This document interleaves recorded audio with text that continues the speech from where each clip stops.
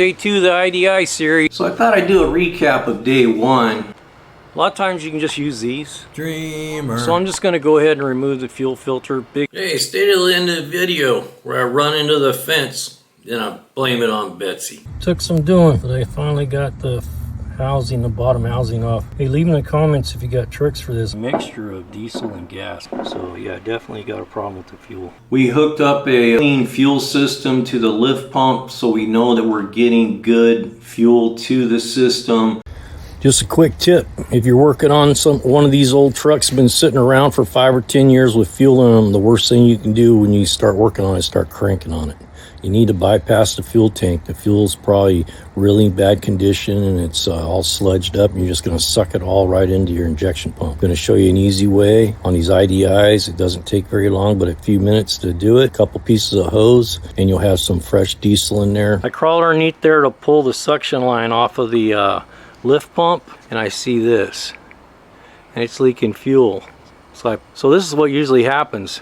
Ford likes to wrap these really hard plastic lines, fuel line, in this rubber. So you get underneath there and you see is like a rubber hose. And a lot of times, guys that don't know any better, while they're testing or they're just doing some kind of repair, they'll reach up in there with a pair of needle nose vice grips to crimp off that rubber line, which you can do on a rubber line as long as you don't go too hard. But they don't realize is there's a plastic line in there, and when they crimped off that hose, they actually damaged the line. That right there would have kept this truck from running. So we're up to 3 things now that could have kept this truck from running. Okay, we're going to carry on. Okay, so what we've done is we've attached a piece of 3/8 line right to the bottom of the lift pump. The lift pump bolts right to the block. It's like an old Chevy fuel pump. The hard line is the pressure line and the rubber line is the suction line. So we just took that suction line off and put a length of 3-foot length 3/8 fuel line on there. We're going to put this in our container of known good fuel. So we eliminated the fuel tank,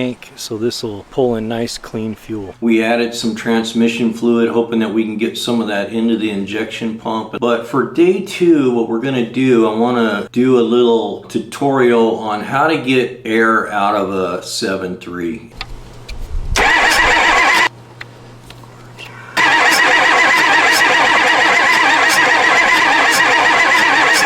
If you've opened the system, changed the filter and got air in there, trapped in there, or let's say you changed the lift pump or whatever, you have to get the air out of the system, it won't run. So I think our next step is going to be to go ahead and bleed all the injectors. I need 2 batteries, but guess where my other battery is? It's inside this box that's pinned down by the front of the pickup, and I can't get the battery out.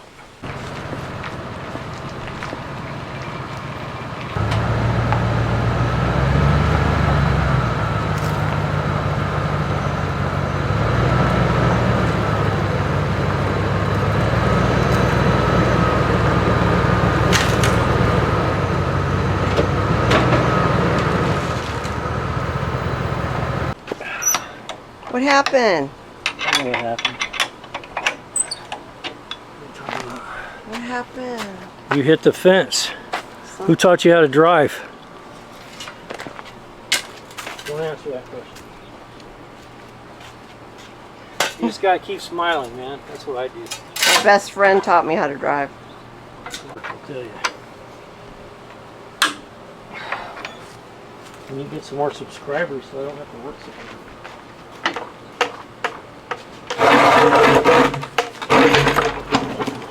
I'm on it like a duck on a June bug, baby. Hey, stay till next week's episode. We're going to go through the glow plug operation and change some glow plugs. You might learn something. Maybe we'll see the IDI put out some smoke. If you found value in this video, please subscribe.